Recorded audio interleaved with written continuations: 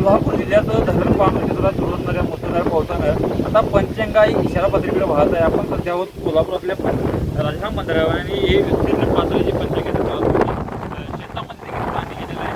गेल्या 4 दिवसापासून कोल्हापूर जिल्ह्यात असेल यामध्ये मुसळधार पाऊस होत आहे. परिणामी सर्व नद्यांच्या पाणी पातळीत वाढ झालेली आहे.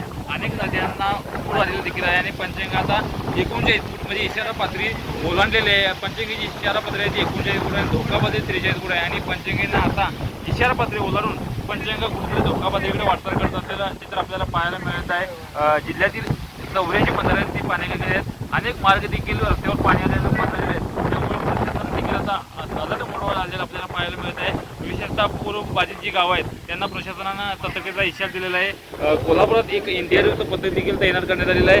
कालच पूरबाधित गावांना इंडिया पद्धत जिल्हा प्रशासनानं भेट देऊन येथील नागरिकांना स्थलांतर होण्याच्या सूचना दिलेल्या आहेत. कोल्हापूर शहरातील काही भागातील नागरिकांना देखील स्थलांतरित सूचना दिलेल्या आहेत. परिणामी पाहता कोल्हापुरात असा जर पाऊस सुरू राहिला तर मात्र पंचगंगा ही धोका पातळीकडे जाऊ शकते असा शक्यता देखील वर्तवली जात आहे. त्यामुळे प्रशासन अलर्ट मोडवर आपल्याला पाहायला मिळत आहेत आणि आता पंचगंगेने इशारा पातळी ओलांडलेली आहे.